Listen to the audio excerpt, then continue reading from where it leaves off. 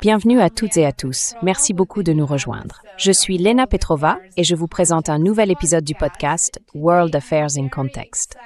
Aujourd'hui, j'ai le grand plaisir d'accueillir Vijay Prashad. Vijay est historien, journaliste et directeur exécutif de l'Institut tricontinental de recherche sociale. Je mettrai le lien ci-dessous. Leur site regorge d'informations très intéressantes. Vijay, bienvenue dans l'émission et merci beaucoup d'avoir pris le temps d'être avec nous. C'est un plaisir d'être avec vous. Merci beaucoup. Je suis très enthousiaste à l'idée de cette conversation car, comme nous en parlions à l'instant, ici aux États-Unis, nous n'entendons pas vraiment parler ou très peu du Sud global. Et ce que nous en entendons est souvent très belliqueux et très négatif. Néanmoins, le Sud global, ou comme je préfère personnellement l'appeler, la majorité mondiale, se trouve désormais au cœur des affaires mondiales et de la transformation de l'ordre d'après-guerre froide. Depuis le début de l'année 2025, on observe clairement, je dirais, une intensification de la rhétorique anti-Sud globale à Washington.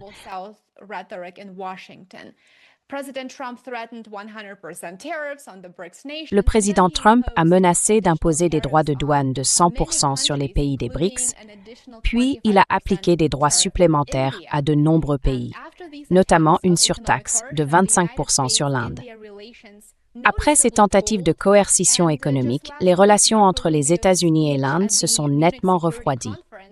Et la semaine dernière encore, le discours de Marco Rubio à la conférence sur la sécurité de Munich en a choqué plus d'un pour diverses raisons. La principale étant son ton ouvertement néocolonial et son appel à un prétendu siècle occidental. Comment caractériseriez-vous l'état actuel des relations entre les États-Unis et les...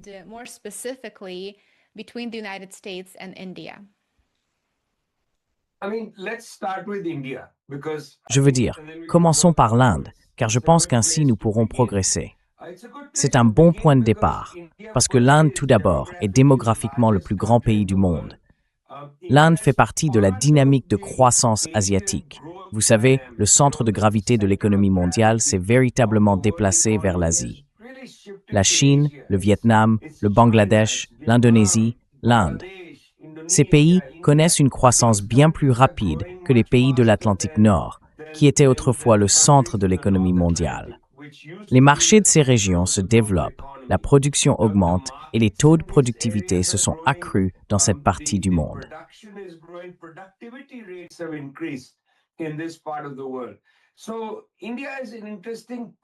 Ainsi, l'Inde constitue une partie intéressante de ce profil de croissance. Mais sur le plan politique, la situation est légèrement différente. Pourquoi? Parce que l'Inde continue d'entretenir des relations hostiles avec ses deux voisins, le Pakistan et la Chine. En conséquence, l'Inde a de manière quelque peu surprenante décidé qu'elle préférait s'allier aux États-Unis. Il y a environ 10 ans, l'Inde était très enthousiaste à propos du programme Indo-Pacifique du gouvernement américain.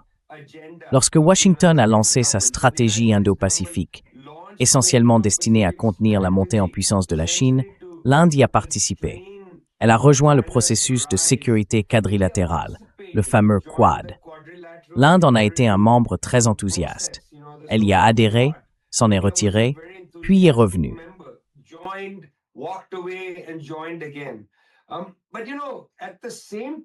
Mais vous savez, en même temps que cela se produisait, alors que l'Inde considérait, d'un point de vue géopolitique, que les États-Unis représentaient un allié plus solide et plus clair que de s'associer à d'autres pays asiatiques.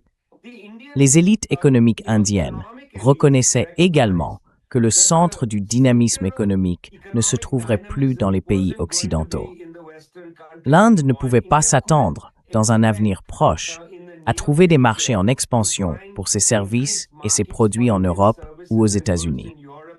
C'est pourquoi, en 2009, l'Inde a rejoint les BRICS en tant que membre fondateur. Ainsi, à partir de 2009 environ, l'Inde s'est retrouvée assise entre deux chaises.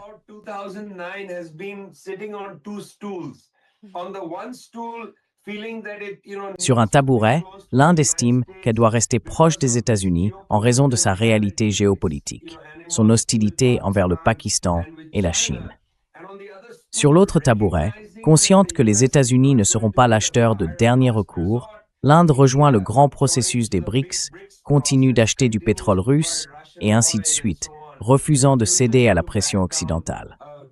Ainsi, l'Inde se trouve prise entre une forme d'allégeance politique aux États-Unis et une réalité économique qui s'est orientée vers les BRICS.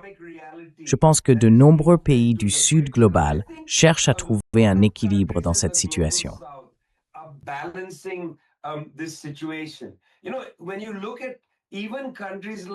Vous savez, quand on regarde des pays comme la Russie et la Chine, eux aussi essayent de trouver un équilibre entre l'émergence d'une nouvelle réalité économique mondiale et un mélange de peur, d'hostilité et du besoin de satisfaire Washington, D.C. La Russie est peut-être engagée dans un conflit majeur en Ukraine. Oui, bien sûr. Mais en même temps, il y a au sein du gouvernement russe des factions.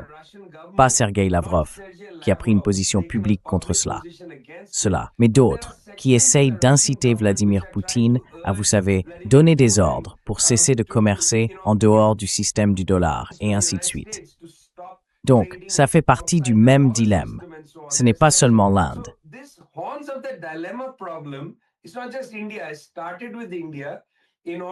J'ai commencé par l'Inde pour ensuite venir dire que, eh bien, en Russie, il y a un débat à ce sujet.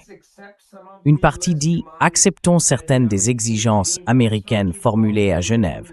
Cessons de nous éloigner de la table des négociations. » Lavrov répète « Non, nous n'allons pas céder sur ces points. Un nouveau monde est en train de naître. » Mais il y a aussi, même en Chine, une tendance qui dit « Écoutons, ne soyons pas hostiles envers les États-Unis. Faisons la paix avec eux.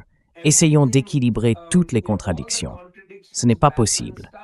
Ils sont pris dans un dilemme. Le Sud global attend en quelque sorte de prendre sa place, mais la confiance nécessaire pour le faire n'existe pas.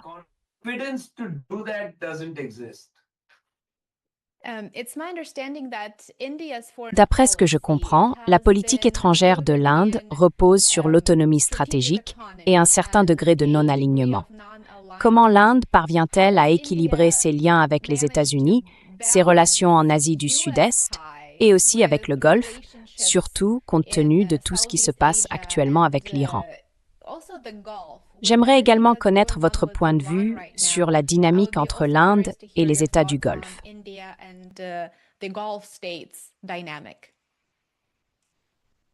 Oui, donc, l'Inde est un importateur net d'énergie. Et vous savez, dans le monde moderne, si quelqu'un s'intéresse à l'autonomie stratégique d'un pays, la première chose à examiner, c'est d'où il tire son énergie. Parce que la provenance de vos importations d'énergie va limiter votre capacité à mener une politique étrangère indépendante. Si vous adoptez des positions diplomatiques qui irritent ceux auprès de qui vous achetez votre énergie, ils risquent de couper votre approvisionnement. Donc, en ce sens, l'Inde se trouve aussi face à un dilemme. D'un côté, elle dépend de l'énergie du Golfe. Une grande partie du pétrole et du gaz naturel vient de là. De l'autre, ce gouvernement indien en particulier est très favorable à Israël.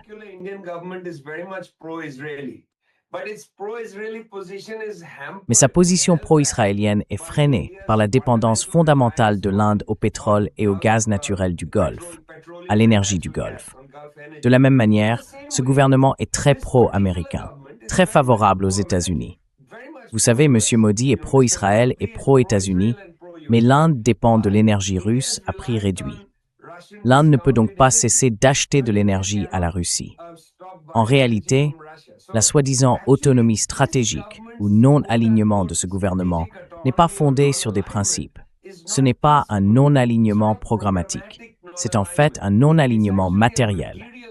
Ils sont empêchés d'adopter des positions ouvertement pro-américaines et pro-israéliennes par le fait que l'Inde doit acheter de l'énergie aux États arabes du Golfe et aux États-Unis.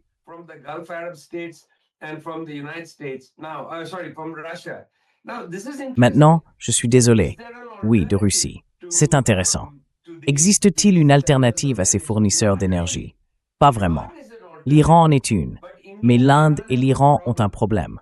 À cause des sanctions, ils ne peuvent pas payer. L'Inde ne peut pas facilement payer l'Iran pour l'énergie. L'Iran vendait de l'énergie à l'Inde et recevait le paiement en roupies indiennes, mais il y a en Inde des comptes bancaires remplis de roupies appartenant aux Iraniens. L'Iran ne sait pas quoi faire de ces roupies. Il ne peut pas acheter suffisamment de produits indiens. Il y a donc quelques problèmes à ce niveau. Les sanctions ont vraiment perturbé les arrangements énergétiques en Asie.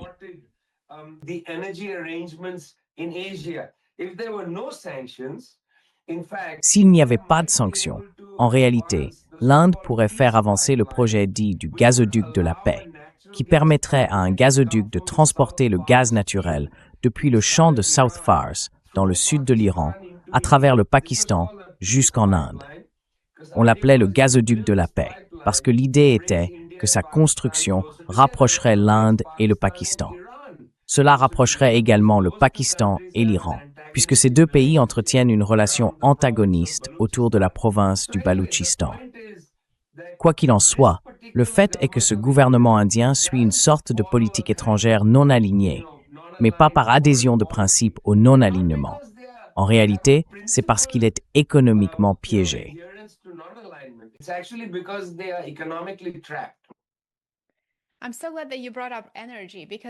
Je suis vraiment content que tu aies abordé la question de l'énergie, car l'énergie est réellement devenue une sorte d'arme. C'est désormais clairement un élément de la politique économique, où l'énergie est instrumentalisée et utilisée comme levier, comme tu l'as mentionné. Et bien sûr, ça dure depuis de nombreuses années. Mais j'ai le sentiment qu'avec l'administration Trump, cela s'est emballé, surtout depuis, tu sais, l'enlèvement de Maduro, la prise du pétrole du Venezuela et toutes ces choses-là.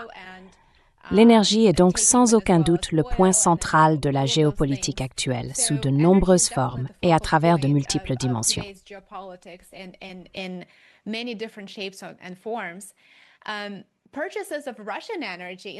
Les achats d'énergie russe sont un sujet très intéressant, car ils ont été l'un des principaux points de friction entre le Premier ministre Modi et Trump. L'année dernière, Trump a ouvertement tenté de faire pression sur l'Inde pour qu'elle réduise ses importations d'énergie russe. Cela n'a pas vraiment fonctionné, ou du moins pas autant que Trump l'espérait. Puis, en janvier, le mois dernier, nous avons assisté à plusieurs changements majeurs qui ont surpris de nombreux observateurs. Le premier a été la conclusion d'un accord historique de zone de libre-échange entre l'Union européenne et l'Inde, et Ursula von der Leyen s'est rendue en Inde pour cet accord. L'accueil a été très impressionnant. Puis, la semaine suivante, Trump a annoncé un autre accord commercial historique avec le Premier ministre Modi.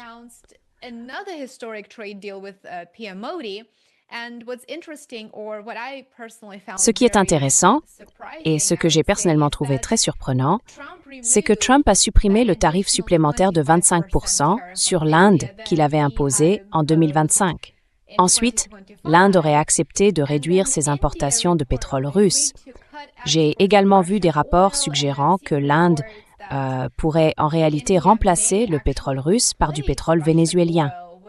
Alors, assistons-nous à un rapprochement plus marqué avec certains des intérêts américains? Ou bien s'agit-il simplement d'un pas en avant que l'Inde ou le Premier ministre Modi ne fasse plusieurs pas en arrière? C'est ce qui semble se produire avec cette apparente intensification de l'alignement sur l'administration Trump.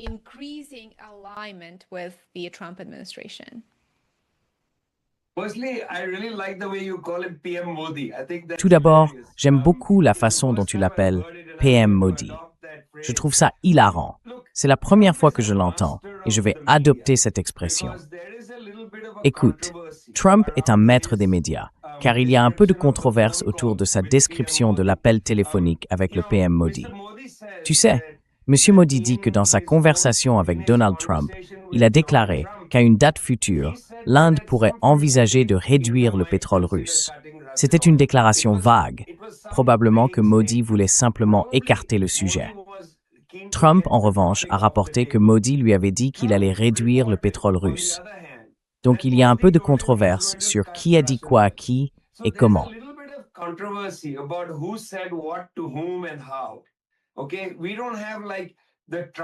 D'accord, nous n'avons pas la transcription réelle de la conversation. Nous avons seulement ce que chaque camp rapporte, et ils rapportent des choses différentes.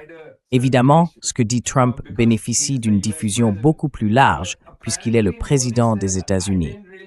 Mais apparemment, Modi dit « Je n'ai pas vraiment dit ça, j'ai dit autre chose ».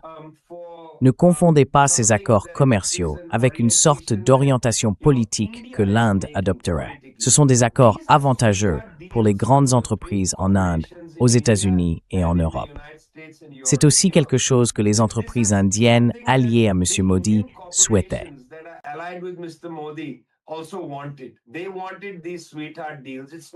Ils voulaient ces accords avantageux. Ce ne sont pas seulement Boeing, Amazon, Walmart et ainsi de suite qui vont en bénéficier. Ce sont aussi des entreprises en Inde, Motherson par exemple. Ils sont tous de la partie. L'industrie des pierres précieuses et de la joaillerie, ainsi que la société de M. Modi, son proche ami Gautam Adani, vont également en profiter. En réalité, les perdants dans ces accords, surtout si les accords américains aboutissent réellement, ne sont pas l'Inde dans son ensemble, mais les agriculteurs et les travailleurs indiens. Je veux dire, les éleveurs laitiers, par exemple. Si cet accord est conclu, on estime que les prix du lait devraient baisser d'environ 15%.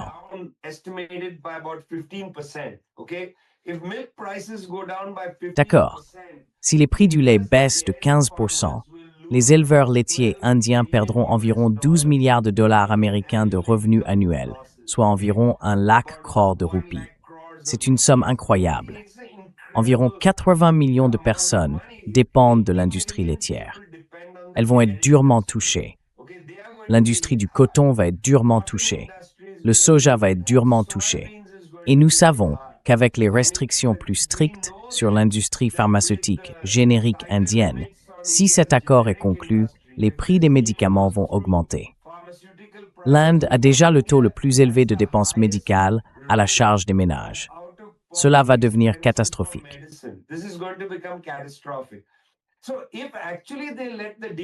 Donc, s'ils laissent réellement l'accord se concrétiser, ils ont signé un document. Si cela se fait, s'ils mettent tout cela en œuvre, cela va provoquer une catastrophe économique en Inde. Je ne sais pas si M. Modi ou le Premier ministre Modi, qui est un maître dans l'art de gagner les élections, sera capable de le supporter. Je ne pense pas qu'il survivra politiquement s'ils vont vraiment jusqu'au bout.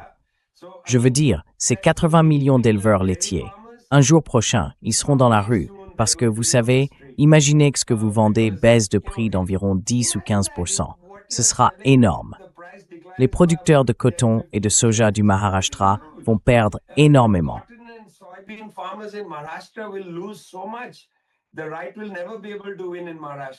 La droite ne pourra jamais gagner dans le Maharashtra. Oui. Donc je veux dire, il pourrait y avoir des conséquences électorales et cela pourrait freiner l'accord. Je ne dirais donc pas, d'accord, tout est bouclé et l'Inde s'est tournée vers les États-Unis. Non. Le gouvernement indien fait ce que ce gouvernement a l'habitude de faire. Il accorde des avantages à ses propres amis du monde des affaires. Et ce faisant, il appauvrit la population du pays. Ce n'est donc pas tant un signe d'un rapprochement avec l'Occident qu'un signe de la poursuite du copinage économique de ce gouvernement.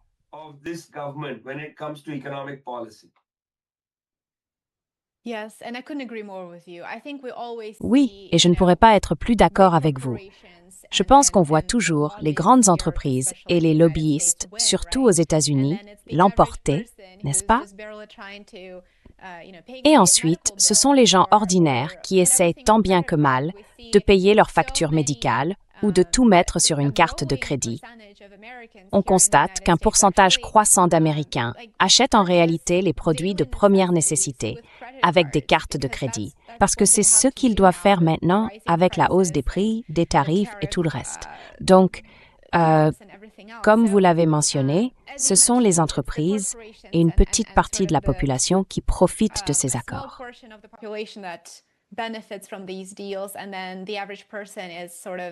Et puis, la personne moyenne n'est, vous savez, ni vraiment moins bien ni mieux lotie, ou bien il devient simplement de plus en plus difficile pour elle de maintenir le mode de vie auquel elle est habituée ou qu'elle souhaiterait avoir. Donc je suis tout à fait d'accord avec toi, Vijay, et je te remercie de l'avoir souligné car c'est l'un des aspects dont on n'entend pas vraiment parler dans ces rapports. Ils n'en discutent certainement pas à un niveau aussi détaillé. Et une partie de ces négociations, je dirais, concerne bien sûr la vente d'armes. C'est un autre point que je voulais porter à ton attention et sur lequel j'aimerais avoir ton avis, car le complexe militaro-industriel en fait une part très importante. The military-industrial complex, of course, is such a big part of it, and Et j'ai entendu dire que l'Inde envisageait l'un des plus grands contrats d'acquisition de défense jamais conclus, portant sur l'achat de plus de 100 avions de chasse Rafale à la France. Ce qui est intéressant, c'est que pour donner un peu de contexte à nos téléspectateurs, le rapport de l'Institut international de recherche sur la paix de Stockholm, intitulé « Tendance des transferts internationaux d'armes », publié au printemps 2025, mettait en évidence la concurrence entre la Russie et la France pour le marché indien de l'armement. Et il semble désormais que ce projet d'achat de plus de 100 Rafales fera effectivement de la France le principal fournisseur devant la Russie.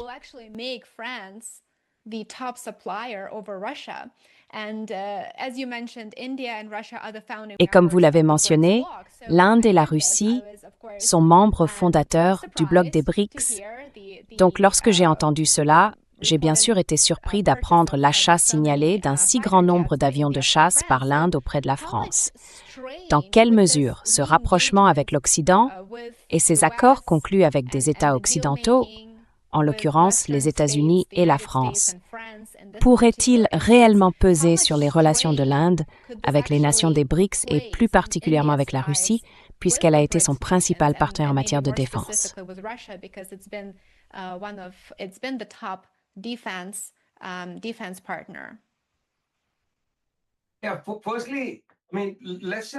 Tout d'abord, reconnaissons simplement que l'ampleur des achats militaires de l'Inde à l'étranger est insensée.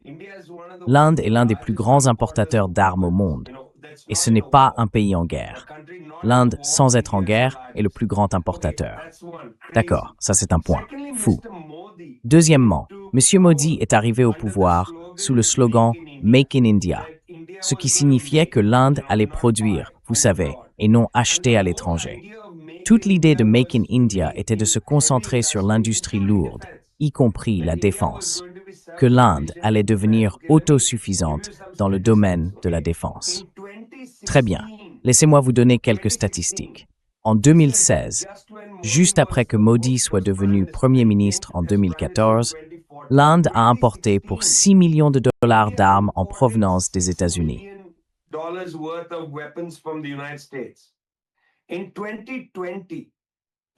En 2020, l'Inde a importé pour 3,5 milliards de dollars d'armes des États-Unis. D'accord? Je veux dire, c'est fou. L'augmentation est folle. Et puis, il y a ces achats massifs. Vous savez, un contrat de 9 milliards de dollars sur plusieurs années pour des missiles anti-chars Javelin. Qui ou l'Inde va-t-elle utiliser ces missiles anti-chars? Allons-nous refaire la guerre contre le Pakistan au Pendjab? Je ne pense pas. La dernière fois qu'il y a eu un conflit, c'était un conflit aérien, et tout tournait autour de la puissance des systèmes de défense aérienne. Ni les avions indiens, ni les avions pakistanais n'ont franchi la frontière. Ils ont tiré depuis leur propre côté. Pourquoi? Parce que les systèmes de défense aérienne se sont révélés très puissants. Quoi?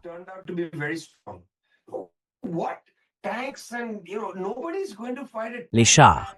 Et vous savez, personne ne va livrer une bataille de chars dans les plaines du Rajasthan ou dans le désert du Sindh. Cela n'arrivera pas. L'Inde n'utilisera pas de chars contre le Bangladesh.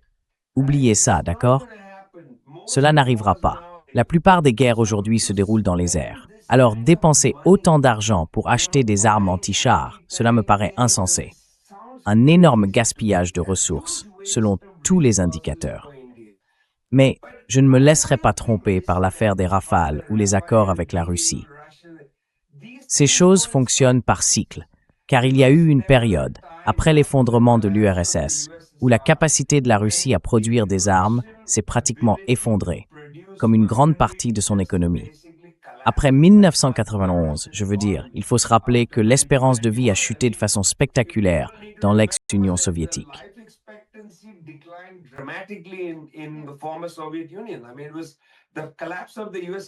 Je veux dire, l'effondrement de l'URSS a été une catastrophe pour les peuples de l'Union soviétique, et les ventes d'armes sont tombées presque à zéro. L'Inde a donc commencé à acheter des armes à l'Occident pour compenser cela. Mais dès que la Russie est revenue sur le marché, l'Inde a pu acheter du matériel pour moderniser les armes d'origine russe ou soviétique, et les achats de l'Inde auprès de la Russie ont augmenté. Ces choses fonctionnent par cycle. Je ne dirais pas genre « Oh là là, c'est un passage de la Russie à la France ». En réalité, l'Inde est insatiable dans ses achats d'armes à l'étranger. Pourquoi? Je ne sais pas. Je pense que c'est un énorme gaspillage de ressources, vous voyez. Enfin, d'accord, peut-être qu'il faut acheter des avions de chasse, peut-être que cela a du sens, parce que ça protège vos frontières ou quelque chose comme ça.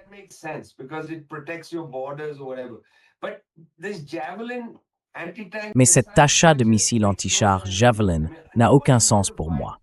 Je veux dire, plus personne ne mènera une guerre terrestre de cette manière. Oui, si l'on dispose de la supériorité aérienne, on n'a pas besoin de missiles anti-chars. C'est une chose. Ensuite, à moins que l'Inde n'engage un véritable dialogue avec ses voisins, elle va augmenter son budget militaire au point que des gens mourront de faim à côté, tu sais, de la meilleure armée du monde jamais utilisée. Simplement là à attendre. Et nous en sommes déjà là. Nous avons des morts de faim et nous avons une armée extrêmement avancée.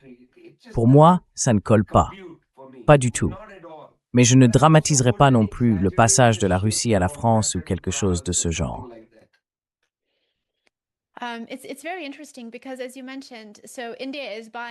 C'est très intéressant parce que, comme vous l'avez mentionné, l'Inde achète énormément d'armes et continue, je suppose, à renforcer sa, je ne sais pas si l'on devrait parler de posture de dissuasion ou quel serait le terme approprié dans ce cas, mais il y a clairement un écart entre, comme vous l'avez dit, les agriculteurs qui peinent à s'en sortir et les javelins et toutes sortes d'équipements achetés à une échelle considérable. Pensez-vous que cela ait un lien avec l'ambition des États-Unis de faire de l'Inde le pilier de leur architecture de dissuasion dans l'Indo-Pacifique, notamment vis-à-vis de la Chine?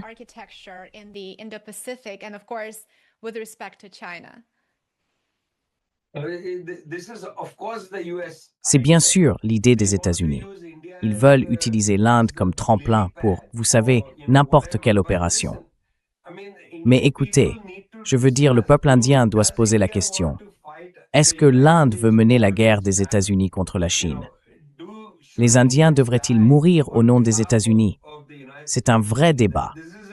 Parce qu'en réalité, l'Inde et la Chine ont un différend qui peut être résolu. C'est un différend territorial. Juste une question de 100 km de terre, ici ou là. Oui, c'est un problème qui peut être réglé. Il s'agit de s'asseoir avec une carte et d'avoir une discussion profonde et honnête sur les populations qui y vivent, sur leurs choix, leurs souhaits, et ainsi de suite.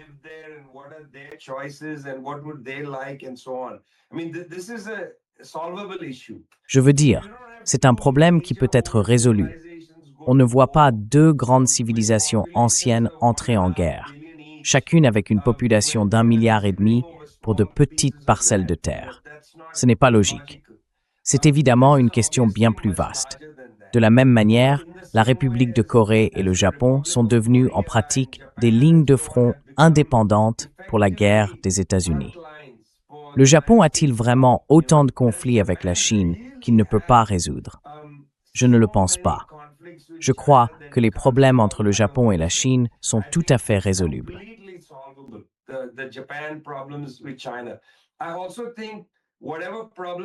Je pense aussi que, quels que soient les problèmes de la République de Corée, ils sont solubles. Je veux dire, la Corée du Nord et la Corée du Sud doivent revenir à une politique de la main tendue. Ce sont tous des problèmes qui peuvent être résolus. Parlez-en aux Vietnamiens. Vous savez, ils ont eu une guerre avec la Chine en 1968 et maintenant ils sont les plus proches alliés. Pourquoi? Parce que les liens économiques se sont renforcés.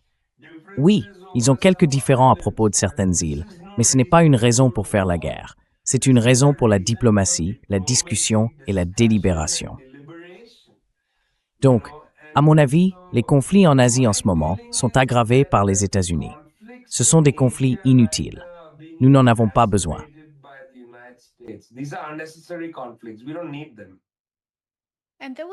Et il n'y avait pas de rivalité entre la Chine et l'Inde il y a 60 ou 70 ans. C'est bien cela?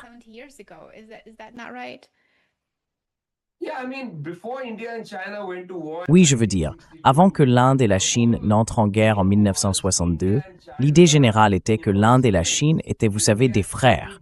India, Chini bye bye. C'était le slogan. L'Inde et la Chine sont des frères, des peuples frères. Oui, c'était le slogan des années 1950. Ce slogan a été écrasé lors de la guerre de 1962. Encore une fois, une guerre pour un territoire qui aurait pu être négocié. Je veux dire, toutes les frontières coloniales posent un défi.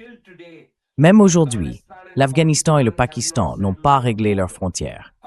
L'Afghanistan affirme que la zone où vivent les populations pashtunes au Pakistan fait partie de l'Afghanistan.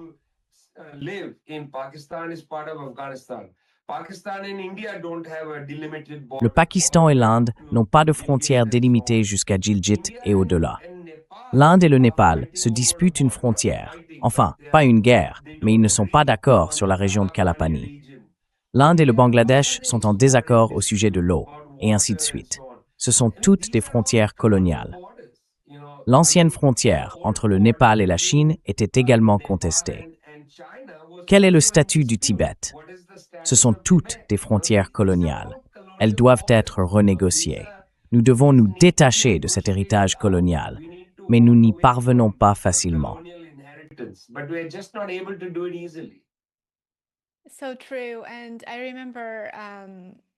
Tellement vrai. Je me souviens que c'était à l'époque où je suivais un cours sur les questions de sécurité en Afrique. L'un des points principaux concernant le colonialisme était que les puissances coloniales maintenaient les États et les tribus africains isolés, dans un état de conflit permanent. La manière dont elles ont tracé et organisé ces États était très délibérée, car elles avaient besoin d'une population diversifiée. Des peuples incapables de s'entendre pour diverses raisons, mais qui pouvaient coexister uniquement sous l'autorité de ce troisième acteur qui les gouvernait constamment, les exploitait et les utilisait à son propre profit. Il est très intéressant de voir à quel point l'influence occidentale a été néfaste en Inde et autour de l'Inde, dans ses relations avec ses voisins, et comment elle continue d'être exploitée aujourd'hui, au profit bien sûr des États-Unis et de leur ambition de soi-disant contenir la Chine en tant que principal concurrent.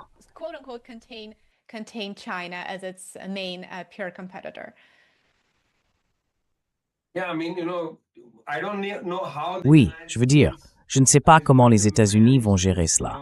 Ils n'ont pas la force économique nécessaire. Ils ont une puissance militaire, mais je ne sais pas combien de temps cela durera, car la puissance militaire doit s'appuyer sur la force économique. Je pense donc qu'il est temps que le monde s'installe dans une compréhension du développement harmonieux et de la paix, plutôt que de la guerre et de l'austérité. Personne ne veut la guerre.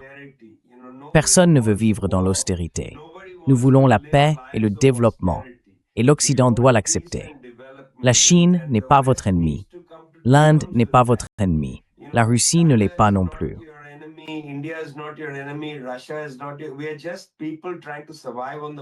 Nous sommes simplement des êtres humains qui essayons de survivre sur la planète Terre. Et je pense que l'Occident doit l'accepter. L'ère de Christophe Colomb est révolue, Marco Rubio. C'est fini.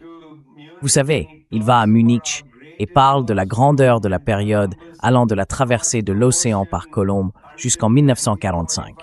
Ce n'était pas si formidable pour les peuples colonisés du monde. Ce n'était pas si formidable.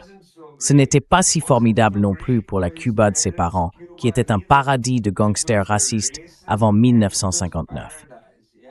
Sa famille est partie en 1956. Alors acceptons le fait que nous sommes simplement des êtres humains qui essayons de survivre. Pourquoi continuez-vous à essayer d'intimider le reste d'entre nous pour nous soumettre?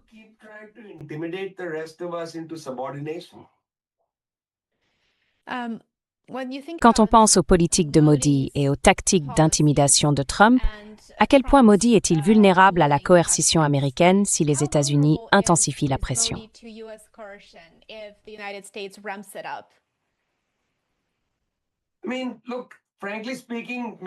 Je veux dire, écoutez, franchement, la limite de M. Modi, c'est la famine parmi les Indiens. Vous savez, aucun gouvernement en Inde, qu'il soit de droite ou de gauche, ne peut tolérer un problème de famine de masse. Ils ne peuvent tout simplement pas le tolérer. Ni électoralement, ni, je suppose, dans une certaine mesure, moralement. Certes, la gauche ne peut pas le tolérer moralement, mais électoralement, cela poserait assurément des problèmes. Donc, en ce sens, Modi a une limite, et c'est une limite naturelle imposée par l'économie politique de l'Inde, où un grand nombre de personnes vivent si près de la famine qu'un petit changement dans la politique gouvernementale pourrait les faire basculer.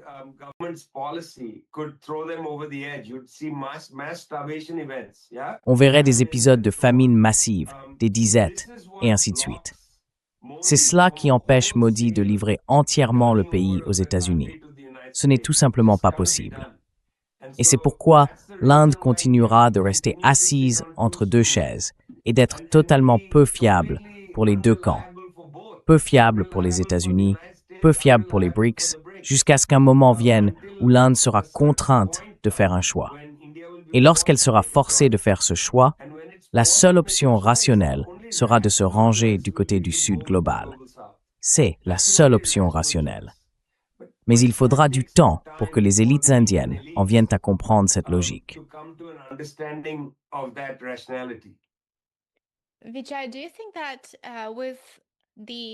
Vijay, penses-tu qu'avec la stratégie de sécurité nationale publiée il y a plusieurs mois, qui identifie la Chine comme principal point d'attention pour les États-Unis à l'avenir, la question pour l'Inde de devoir faire un choix sera liée à la pression accrue exercée par les États-Unis sur la Chine? Penses-tu que ce sera le moment décisif pour le gouvernement indien de prendre position contre ces politiques américaines, discrètement ou plutôt ouvertement impérialistes?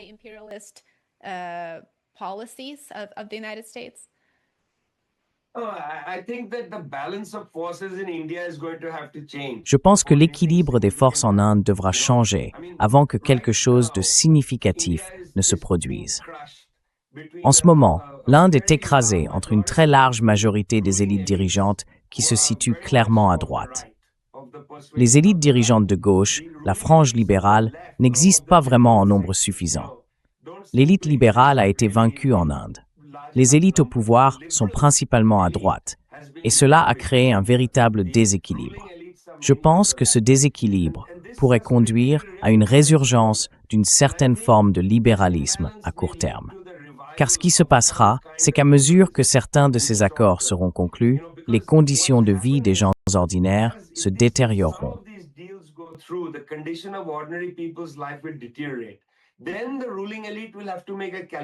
Alors, l'élite dirigeante devra faire un calcul. Allez-vous permettre à des centaines de millions de personnes de venir incendier votre maison ou allez-vous leur faire quelques concessions? Si vous décidez de faire des concessions, cela marquera la renaissance d'une fraction libérale de l'élite. Oui, cela deviendra la fraction libérale de l'élite. Ils comprendront que soit il faudra tuer beaucoup de gens, soit ils mettront le feu à votre maison. Il faut donc faire des concessions. Mais si vous en faites, où allez-vous les trouver? Vous n'obtiendrez pas cet espace des États-Unis. Ils ne vous le donneront pas. Il faudra vous tourner vers le Sud global pour obtenir la marge nécessaire à ces concessions.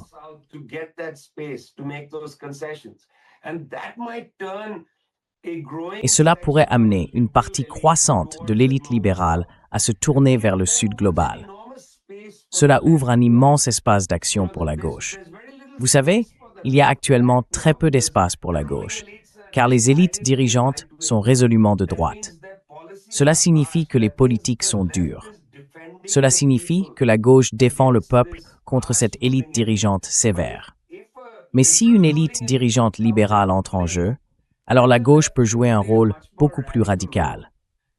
Vous savez, cela peut permettre à l'élite libérale de défendre une certaine protection sociale, et la gauche peut alors commencer à avancer un programme radical pour modifier le rapport de force dans le pays. C'est ce qui est nécessaire en Inde. L'Inde ne peut pas affronter les cornes du dilemme, à mon avis, tant que l'élite dirigeante reste largement imprégnée d'un programme de droite.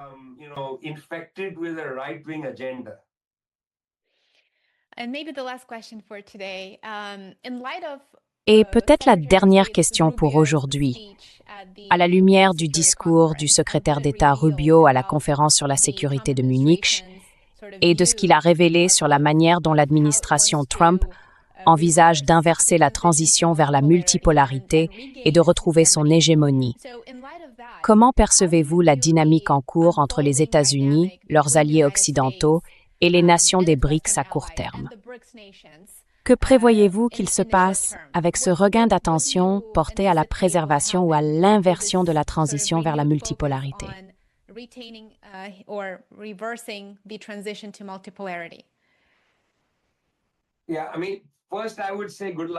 Oui, enfin, je dirais d'abord bonne chance avec ça, parce que vous savez, ce mouvement, eh bien, je ne suis pas sûr que ce soit vraiment la multipolarité qui soit en train de croître. Je pense que c'est autre chose. C'est une sorte de lente disparition du pouvoir occidental.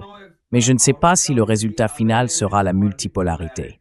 Je pense qu'il y aura plutôt une plus grande adhésion aux institutions multilatérales. Les Nations unies joueront un rôle plus important, et ainsi de suite. Il y aura davantage de régionalisme. Je pense que le terme régionalisme est plus juste, car je ne crois pas que les Chinois ou qui que ce soit d'autre veuillent ériger un pôle, vous savez, un centre de pouvoir.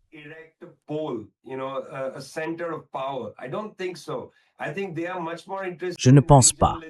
Je crois qu'ils s'intéressent bien davantage au régionalisme, au multilatéralisme, et ainsi de suite. Je pense que c'est la direction que prend l'histoire. Cela peut être retardé, mais pas arrêté. Ce que Rubio, Trump et d'autres essayent de faire, c'est retarder l'émergence d'un monde plus fragmenté où les États-Unis ne dominent pas tout. Nous parlons de la fin de la domination américaine sur les institutions mondiales. Je pense que c'est inévitable. Et ce que les Rubio essaient de faire, c'est simplement le retarder. Ils ne peuvent pas l'arrêter. Ils peuvent seulement en ralentir le cours. Vijay, merci beaucoup d'être avec nous aujourd'hui. C'était une conversation passionnante et j'espère que vous reviendrez pour un autre épisode. D'accord, parfait. Merci beaucoup, Lena.